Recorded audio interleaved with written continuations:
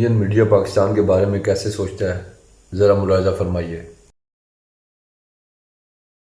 जहाज गिरा दिए, लेकिन दुनिया का ये मानना है कि उस वक्त हिंदुस्तानी कुछ जहाज गिरे, तो हालांकि उसके टुकड़े कहीं हमें दिखाई नहीं पड़े। पामपोर मैंने खुद देखा है, वीडियो बठिंडा के पास से आए हैं, 2 जगह से तो मैं कंफर्म यहाँ वीडियो में खुद देखे। सिंदूर हुआ था, इसको बाहर कैसे लोग देखे? जैसे इंडिया में हमारा एक परसेप्शन है कि हमने घर में घुस के मारा उनको, हमने मसूद अजहर के इलाकों को ठोका, पाकिस्तान को चढ़ के किया। हमारे यहाँ कहीं विजिबल नुकसान हमें नहीं दिख रहा।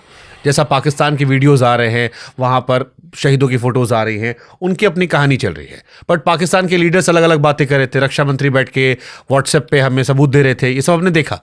वेस्ट कंट्रीज़ में, इसराइल में, बाकी जगहों पर, यूक्रेन में, रशिया में, वहाँ कैसे लोग देख रहे हैं जो ये इंडिया पाकिस्तान वॉर में?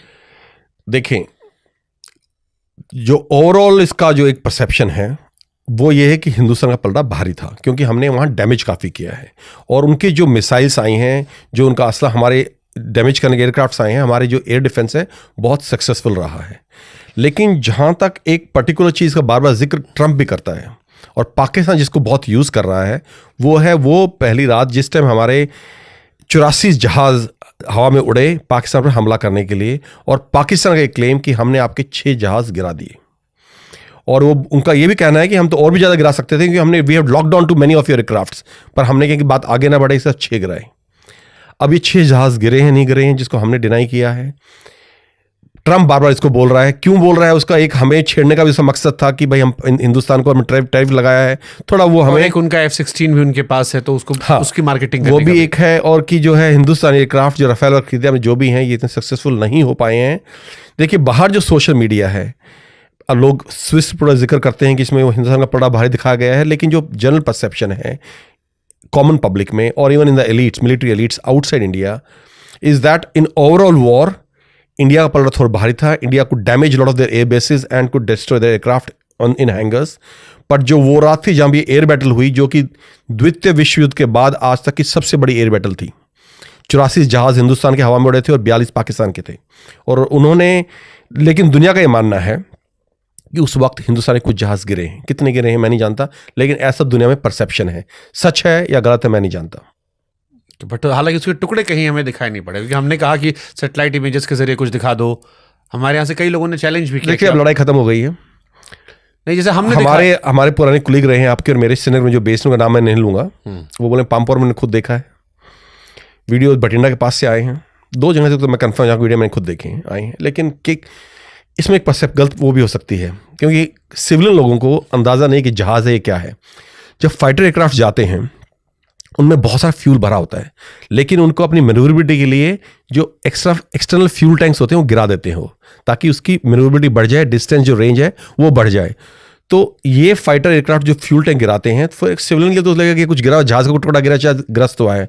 ये भी एक कारण हो सकता है कि शायद उन्हें फ्यूल टैंक से ऐसा कुछ देखा होगा और उन्हें लगाया कि ये जहाज़ गिर गए हैं या जहाज़ से। अब देखिए, कहना बड़ा मुश्किल है ये। ठीक है, हालांकि हमने जो उनका एयरबेस उड़ाया वो तो हमने दिखाया कि देखो तुम्हारा ये गड्ढा हमने कर दिया। चाहे वो गड्ढे तो एक दिन में भर जाते हैं, गड्ढे एक दिन में भर जाते हैं, और वो कोई बड़ा, उसको बड़ा डैमेज नहीं मानता मैं। ओके, तो क्या इस ऑपरेशन सिंदूर से इंडिया के लिए क्या सबक रहे होंगे फिर फ्यूचर को लेकर? वो देखिए, अब इसके बहुत इसकी डिटेल स्टडी करनी पड़ेगी। एक चीज़ जो बोल रहे हैं कि इंटीग्रेशन की बहुत जरूरत है, everything was integrated, all the air defence, all the radars from navy to artillery to aviation to air force, everything was integrated, which I think were integrated on our side as well. Probably we need better integration of this. Technology उनके पास है। Chinese. All satellite imagery were provided. Continuous intelligence was provided by China and Turkey. देखिए, एक जो बड़ी चीज़ लड़ाई में सामने आई है, हम बिल्कुल अकेले थे इस लड़ाई में। आपने ऑब्जर्व किया ये, जिस तरह से टर्की, चीन, अजरबैजान बिल्कुल खुलकर खड़े थे पाकिस्तान के साथ में कि हमारा एक ब्रदर मुल्क है और हम इसके साथ खड़े हैं और आखिर में लड़ेंगे। हमारे साथ कोई खड़ा था ऐसे? नहीं, एक भी मुल्क नहीं था। और हम जयशंकर जी की आंखों में वो हम दिखा देते हैं, लेज़र जा रही हैं और पता नहीं उन्हें कहाँ कहाँ झंडे गाड़ दिए। बहुत अच्छा काम किया है, मानता हूँ, लेकिन जब पुश केम टू शव, जब असली जरूरत पड़ी, जहाँ क्रिटिकल मोमेंट थे हमारे लिए, हमारे साथ कौन खड़ा था? कोई भी नहीं। तो ये हमें सोचने की जरूरत है। हमेशा से एक रूस था, तो उसको हमने दूर कर रखा है। देखिए, मैं कारणों में नहीं जाऊंगा, लेकिन ये एंड रिजल्ट ये है। और अगर कल चीन, अमेरिका और ये सब, चीन और पाकिस्तान इकट्ठे हो जाते हैं और टर्की इकट्ठे हो जाते हैं, सऊदी अरेबिया ने तो पैक्ट कर ही लिया है कि अगर पाकिस्तान में लड़ाई होगी तो सऊदी अरेबिया शामिल है। तो हम कहाँ जाएं, किससे लड़ें? बांग्लादेश हमारी वैसे दुश्मनी हो गई है, अभी हम अकेले लड़ेंगे उनसे?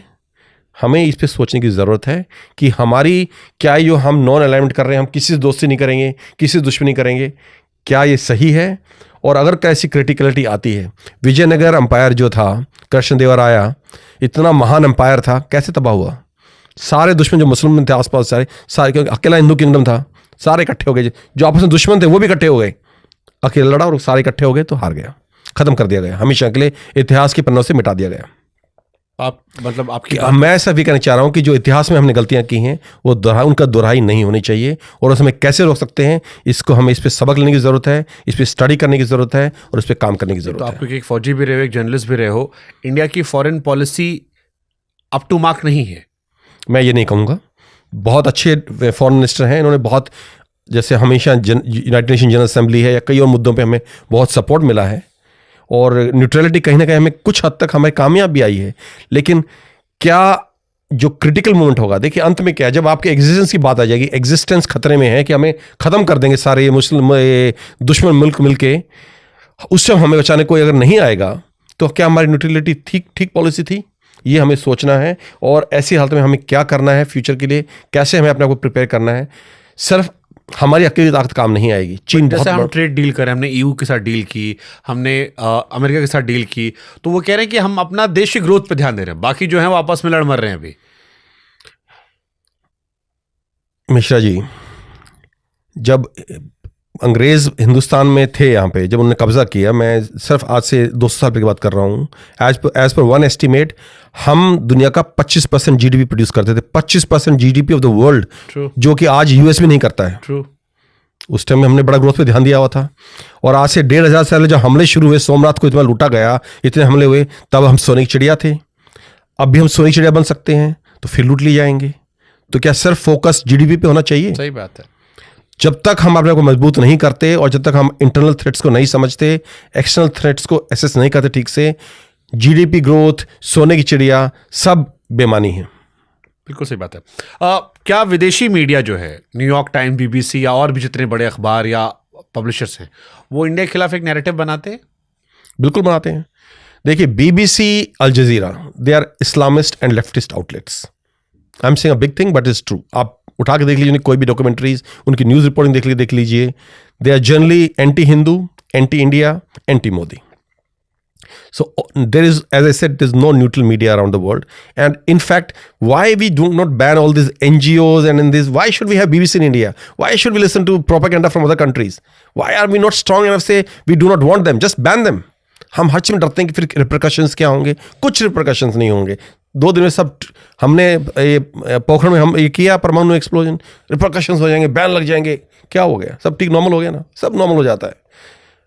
अमेरिका उठा के लिया है ना, president, serving president of a sovereign country, all international order, rule based order, international law सब दर रह गया। तो अगर आप अपने आप को एक मजबूत मुल्क दिखाना चाहते हैं तो हैप्पी न्यू ईयर मनाया उसने। हाँ, तो हम क्यों नहीं हैप्पी न्यू ईयर बना सकते? कभी हम बोलते रहते हैं विश्व गुरु और हम ये बन जाएंगे और हमारी इतनी बड़ी पावर है। अरे भाई, कुछ करके दिखाई जमीन के ऊपर, जमीन पे कुछ कर लो। बांग्लादेश में क्या किया हमने और क्या नहीं कर सकते थे हम, लेकिन कुछ नहीं किया हमने, बोलते रह गए हम सिर्फ। वो तो हम 2000 साल से बोल रहे हैं, बोलने में तो आगे हैं ही ना। बांग्लादेश हमारा बहुत क्लोज फ्रेंड था, आज के टाइम में रिश्ते हैं। Moment they Sheikh Hasina left that country, she was thrown out and the new government came in. It was an Islamist government. Whole world acknowledges that. It was a CIA pawn which was ruling the country against India. All our interests were overlooked. जिस तरह हिंदुओं को वहां जला के मारा गया, पकड़ के घर के घर उठा दिए, खबरें तक नहीं छपी हिंदुस्तान के अंदर आ दूंगी तो हमारा उसमें कोई वो नहीं। अगर रूस हमला करने का एक प्रिटेक्स्ट ये बोल सकता है कि डोनबास में जो एथनिक रशियंस थे उनके ऊपर जातियां हो रही थी, हम बर्दाश्त नहीं कर सकते। इजराइल इसके ऊपर दूसरे मुल्कों में हमला कर सकता है, और कोई भी मुल्क जो बोलता है कि हमारे हम मुल्क के ऊपर वहाँ वो हो रहा है, अत्याचार हो रहे हैं और उस पर एक्शन लेते हैं। हम इतनी बड़ी सुपर पावर किस लिए हमने इतनी बड़ी आर्मी बना के रखी हुई है बांग्लादेश जैसे मुल्क पे, वहाँ पे, और जो बार बार फीडबैक अपना ज़रूर दीजिएगा। इनका रोना धोना तो आपने सुन ही लिया है कि कुछ बातों से इनकी इत्फाक किया जा सकता है और कुछ बातें ऐसी जो है हकीकत से वो मुताबिकत नहीं रखती। आप अपना फीडबैक जरूर दीजिएगा। इजाज़त चाहते हैं। अल्लाह हाफ़िज़।